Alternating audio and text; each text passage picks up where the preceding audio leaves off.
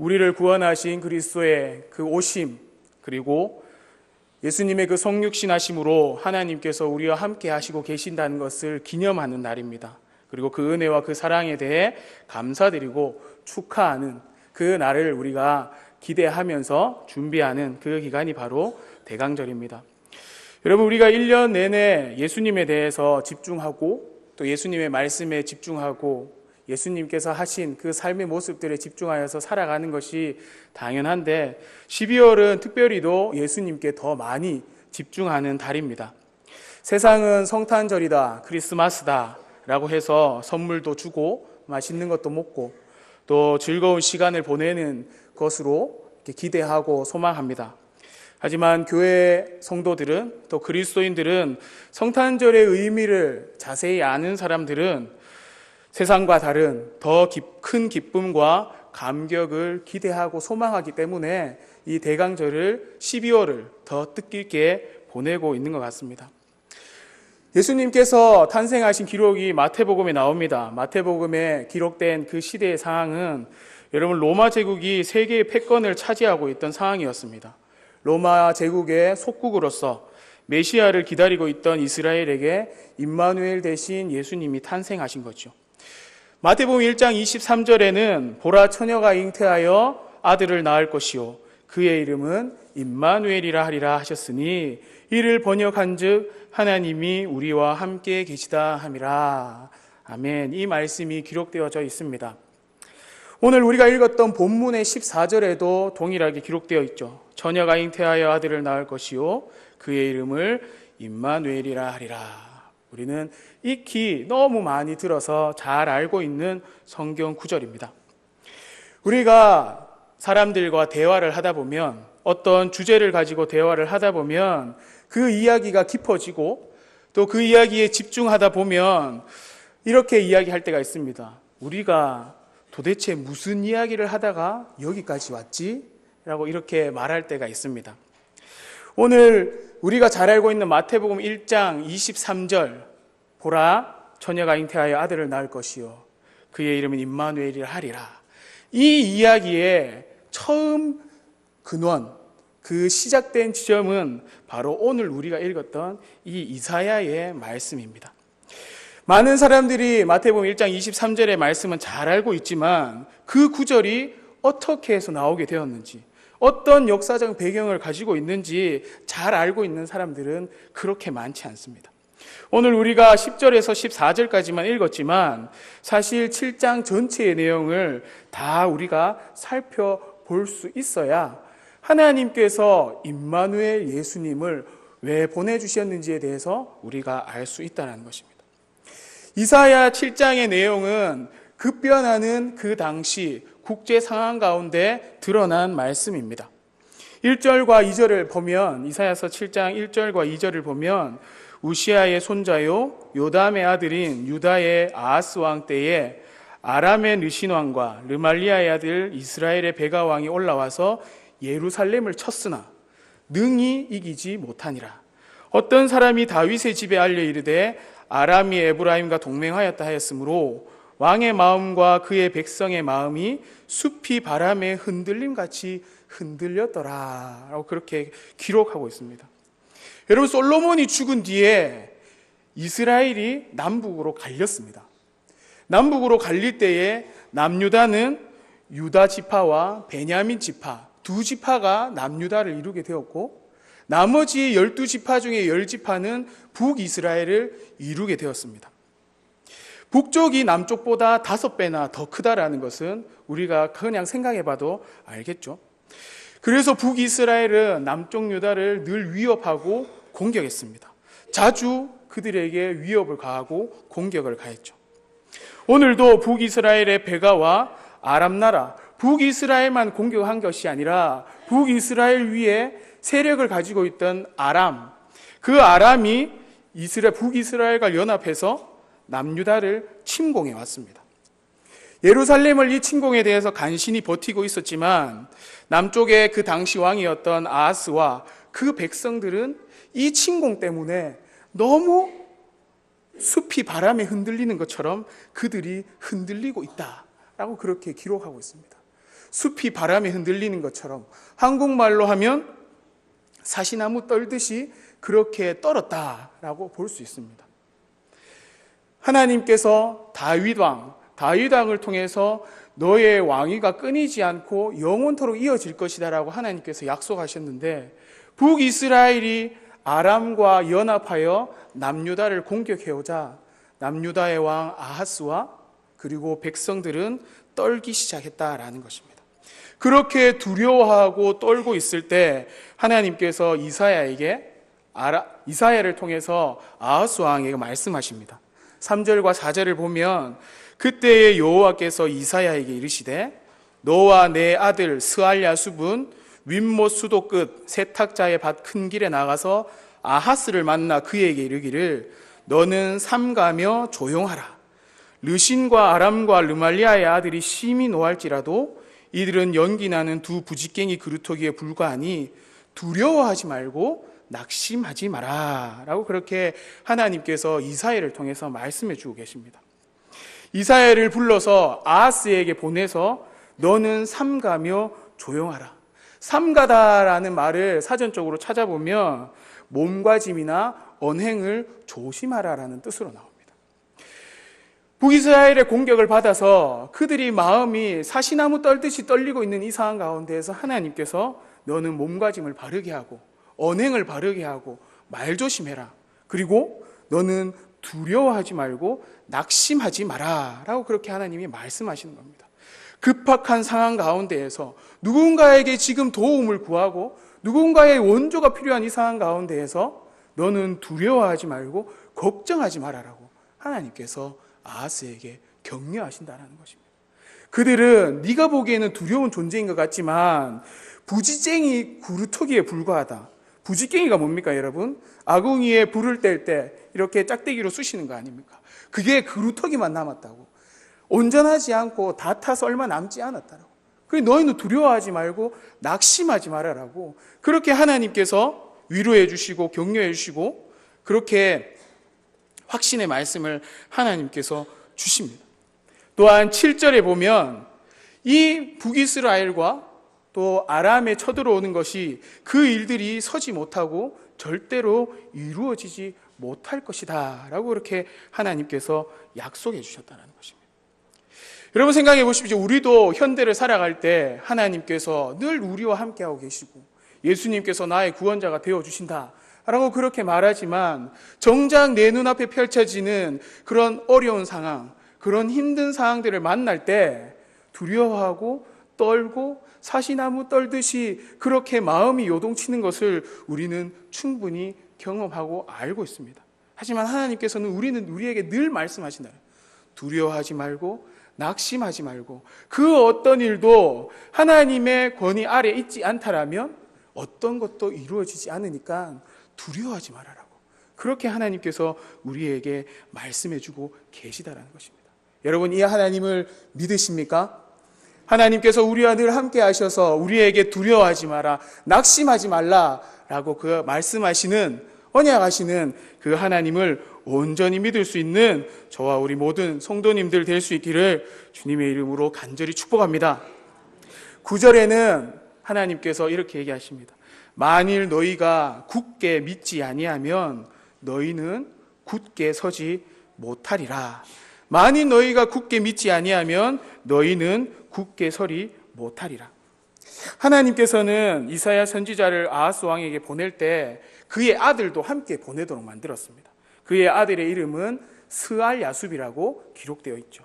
그 아들의 이름을 풀이를 하면 남는 자가 돌아오리라 라는 뜻입니다.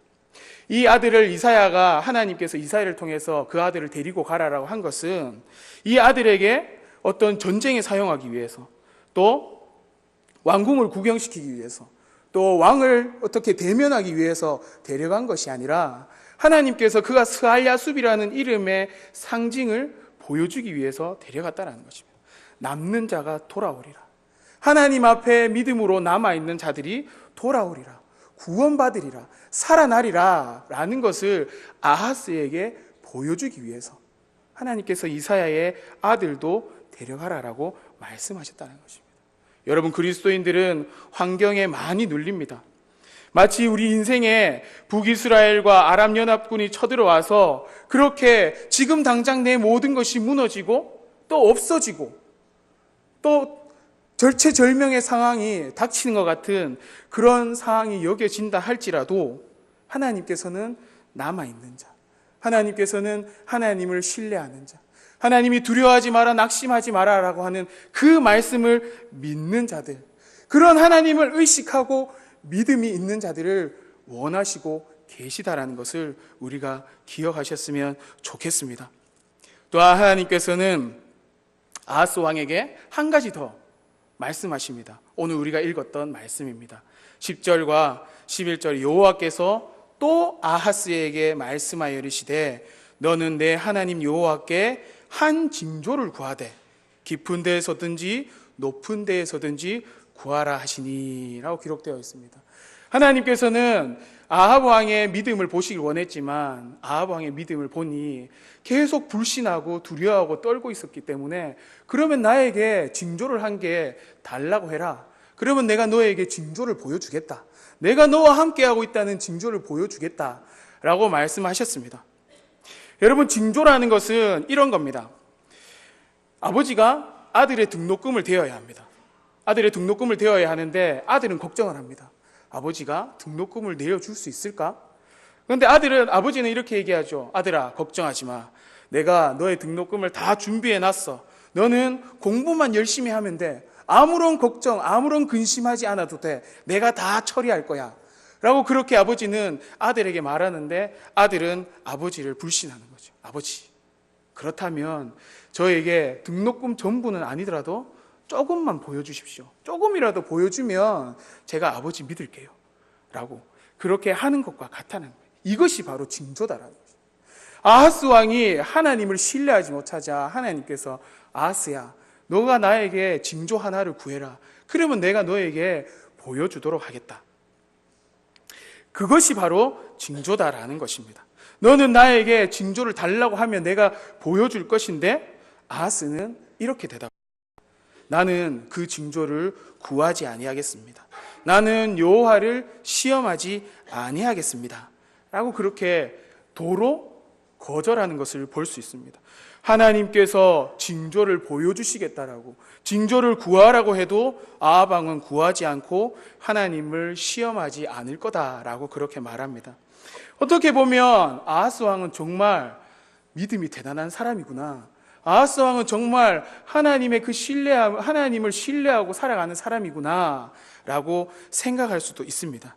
하지만 이 아하스의 이 고백은 하나님을 신뢰하였기 때문이 아니라 하나님을 시험하고 싶어서가 아니라 시험하고 싶지 않아서가 아니라 하나님의 역사하심을 충분히 믿고 있어서가 아니라 하나님 그냥 계세요. 하나님 제가 알아서 해볼게요. 하나님 제가 생각해보니 지금 누구와 손을 잡는 것이 지금 아람 옆에 자라고 있는 성장하고 있는 아수르와 손을 잡는 것이 더 좋아 보일 것 같습니다 라고 그렇게 생각하고 있었기 때문에 하나님께 징조를 구하기보다 하나님의 징조를 구하라는 그 이사야의 말을 거부하고 하나님을 시험하지 않겠다라고 말했다라는 것입니다. 그러자 이사야가 이렇게 얘기하죠. 다윗의 집이여 원하건대 들을지어다. 너희가 사람을 괴롭히고 그것을 작은 일로 여겨 또 나의 하나님을 괴롭히려 하느냐. 내가 하나님을 부름을 받아서 하나님께 징조를 구하라고 말했는데 네가 네 뜻대로 하려고 하나님의 징조를 구하지 않는다라고 하니 네가 내 말을 안 듣는 것은 곧 하나님의 말씀을 듣지 않고 하나님의 마음을 괴롭게 하는 거야 라고 그렇게 말했다는, 질책했다는 것입니다. 그런데도 하나님은 어떻게 하십니까? 14절에서 이렇게 하십니다. 그러므로 주께서 친히 징조를 너에게 주실 것이라. 보라, 처녀가 잉태하여 아들을 낳을 것이요 그의 이름을 임마누엘이라 하리라.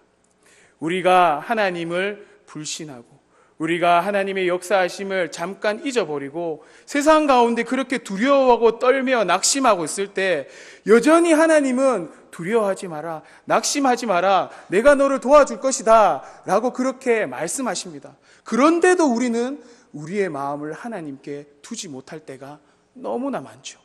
그럴 때 하나님께서 그런 상황 가운데에서도 하나님은 아하스 왕에게 네가 징조를 거부한다 할지라도 나는 너에게 징조를 주겠다. 보라, 처녀가 잉태하여 아들을 낳을 것이니 그가 임마누엘이라, 그의 이름을 임마누엘이라 하리라 라고 그렇게 하나님께서 말씀하셨습니다. 지금은 두 나라가 연합해서 쳐들어온 것이 너무나 힘들고 그것이 너무나 커서 도저히 해결될 수 없는 것처럼 보이고, 그것이 하나님의 징조를 구하는 것보다 내가 지금 다른 것을 찾아야 되겠다라고 생각하는 그 하나님을 찾지 못하는 상황 가운데에서도 하나님은 아하스 왕에게 내가 너에게 징조를 보여주고 내가 너에게 닥친 일이 아무것도 아니다라는 것을 보여줄 것이다 라고 그렇게 하나님께서 약속하고 계시다라는 것입니다. 여러분, 이 말씀을 들으면 좀 의아해 하실 겁니다. 여러분, 우리가 아는 남유다는 바벨론에게 망했습니다. 그리고 하나님께서 이 임마누엘의 약속을 주신 뒤 700년 뒤에 예수님께서 이 땅에 오셨습니다. 당장 지금 눈앞에 쳐들어온 적들이 두려운데 하나님께서는 700년 뒤에 임마누엘 예수님을 우리에게, 아하스에게 약속해 주셨다라는 것입니다. 여러분, 51년 뒤, 2년 뒤, 10분 뒤, 30분 뒤도 아니고 700년 뒤에 하나님의 그 언약, 여러분들은 이렇게 생각하실 수도 있을 것 같습니다. 하나님, 지금 제가 죽을 것 같은데, 지금 제가 미칠 것 같은데, 지금 제가 모든 걸 잃을 것 같은데 하나님 저랑 장난하십니까? 도대체 그 사람이 언제 오십니까? 라고 이렇게 반문하실 수도 있을 것입니다. 하지만 아하스는 하나님의 그 큰 은혜를 깊이 있게 깨닫지 못했다라는 것입니다. 여러분, 이렇게 생각해 보면 좋을 것 같습니다. 여러분의 사업이 지금 망해가고 있습니다. 내일이면 부도가 날 것 같은 상황입니다. 내일에 어떤 것을 막지 못하면 지금 상황이 너무 힘들어집니다. 그런데 하나님께서 이렇게 약속하시는 거죠. 너 100년 뒤에 네 자손과 자손이 네 기업을 이어받아서 계속적으로 성장시킬 거야 라고 그렇게 약속하신다라는 겁니다. 아하스는 이런 약속을 볼 수 없었다라는 것이죠. 하나님께서 지금 당장 약속해 주시는 것도 너무 중요하지만 이후에 100년이 지나든 200년이 지나든 300년이 지나든 하나님께서 내가 너와 함께하고 내가 너의 왕위가 끊어지지 않고 영원토록 이어져 갈 수 있도록 만들어 주시겠다는 그 기간이 길면 길수록 우리에게는 더 은혜다라는 것을 아하스는 몰랐다는 것입니다. 여러분, 우리가 지금까지 하나님의 은혜로 살아왔고 앞으로 우리가 살아가는 것은 바로 하나님께서 우리와 함께 하고 계시기 때문에 우리에게 어떤 두려움과 어떤 어려움과 어떤 낭망이 올지라도 하나님을 신뢰하고 하나님의 약속을 잊지 않고 신실하게 최선을 다해 나아갈 수 있는 저와 우리 모든 성도님들 될 수 있기를 주님의 이름으로 간절히 축복합니다. 하나님께서 이사야를 통해서 경고하십니다. 네가 내 징조 듣지 않으면, 네가 내 징조 믿지 않으면 네 땅이 황폐하게 될 것이다 라고 그렇게 말씀하십니다. 24절과 25절에 보면 온 땅에 찔레와 가시가 있으므로 화살과 활을 가지고 그리로 갈 것이요 보습으로 갈던 모든 산에도 찔레와 가시 때문에 두려워서 그리로 가지 못할 것이요 그 땅은 소를 풀어놓으며 양이 밟는 곳이 되리라 라고 그렇게 하나님께서 말씀하셨습니다. 하나님을 신뢰하지 않는 인생은 반드시 황폐할 수밖에 없다라는 것입니다. 결실이 가득하던 그런 나라가 사냥터처럼 바뀌게 될 것이고 또한 사람이 살지 않는 짐승들이 돌아가는 그런 황무지가 될 것이다라고 하나님께서 경고하셨다라는 것입니다. 우리의 인생 가운데 하나님을 신뢰하지 않는다라면 우리의 인생은 황폐해질 수밖에 없습니다. 여러분, 무엇을 의지하십니까? 무엇을 믿으십니까? 무엇을 부여잡고 여러분 인생을 살아가고 계십니까?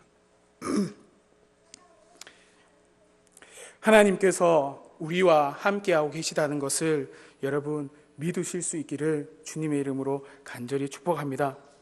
여러분, 예수님께서 이 땅에 오셔서 임마누엘 되시는데, 임마누엘 되시는 그 예수님이 오심으로 말미암아 하나님이 우리와 함께 계시는 것이 아니라 하나님께서 이미 태초부터 지금까지 우리와 함께하고 계시기 때문에 그 징조로 예수 그리스도를 우리에게 보여주셨다라는 것입니다. 예수 그리스도를 통해서 우리가 예수 그리스도의 탄생을 기념하고 예수 그리스도를 우리 마음에 다시 한번 새길 때 하나님께서 이미 우리와 함께하고 계셨다라는 것을 우리는 경험할 수 있게 된다라는 것입니다. 여러분, 나라가 흉흉하고 경제가 흉흉하고 우리의 삶이 흉흉하다 할지라도 아하스는 침략에 대하여서 하나님 나라의 백성이 아닌 아람의 침략에 대하여서 그의 생명과 그의 삶의 터전이 위협받는 상황 가운데서 두려워하고 있었지만, 또한 우리도 세상 가운데 살아갈 때 세상의 공격과 세상의 침략과 세상의 많은 그런 우리를 두렵게 하는 것 가운데 또한 죄로 인해서 죽을 수밖에 없었고 죄로 인해 죽었던 우리를 살리신 그 예수 그리스도를 우리가 대망하며 바라볼 수 있는 것은 우리가 이미 하나님께서 우리와 함께 계시고 이미 하나님께서 우리와 함께 계셔서 두려워하지 말고 걱정하지 말고 내가 너를 구원하시겠다라고 그 약속하신 그 징조가 성탄절 예수 그리스도의 탄생을 기념함으로 말미암아 우리에게 가장 큰 기쁨과 가장 큰 소망함이 된다라는 것, 그것을 기억하시고 남은 한 주간도 또 성탄절을 준비하는 한 주간도 하나님이 나와 함께하고 계신다라는 그 믿음 그리고 그 감격, 그것 붙들고 한 주간 살아가실 수 있는 저와 우리 모든 성도님들 될 수 있기를 주님의 이름으로 간절히 축복합니다. 여러분, 창세기 26장에는 하나님께서 이삭에게 내가 너와 함께 있어 내게 복을 주고 내가 이 모든 땅을 너와 내 자손에게 주리라 라고 약속하셨습니다. 또한 출애굽기에 하나님께서 모세를 부르실 때 하나님께서 내가 반드시 너와 함께 있으리라 라고 말씀하셨고, 이사야와 함께 하나님의 말씀을 전했던 예레미야에게는 너는 그들 때문에 두려워하지 말라, 내가 너와 함께하여 너를 구원하리라, 나 여호와의 말이니라 라고 그렇게 하나님께서 말씀하셨습니다. 여러분, 아무리 세상이 멸망을 향해 달려간다 할지라도 하나님 나라의 백성에게 예수 그리스도는 임마누엘인 줄로 믿습니다. 아무리 앞으로 남은 날들이 두려운 날들이 될지라 할지라도 예수 그리스도의 재림을 바라보는 우리는, 예수 그리스도의 재림을 바라보고 살아가는 하나님 나라의 백성에게는 예수 그리스도가 여전히 우리에게 임마누엘 되시는 줄로 믿습니다. 하나님께서 예수 그리스도와 이전에도 우리와 함께 계셨고 예수 그리스도 이후에도 우리와 함께 계시고 예수님께서 오신 그 이후에는 우리가 함께 하나님과 있게 될 것이다라는 것, 그것을 항상 기억하고 하나님 우리와 함께하여 주셔서 감사합니다. 내가 어떤 상황 속에 있을지라도 상한 갈대를 꺾지 않으시고 꺼져가는 등불 끄지 않으시고 병든 자, 눈먼 자, 망함이 상한 자에게 항상 함께 하시며 내가 너와 함께 하리니 너는 구원을 얻을 것이다 라고 그렇게 말씀하신 하나님, 예수님을 기대하고 소망할 수 있는 한 주간이 될 수 있기를 주님의 이름으로 간절히 축복합니다. 기도하도록 하겠습니다. 사랑의 하나님,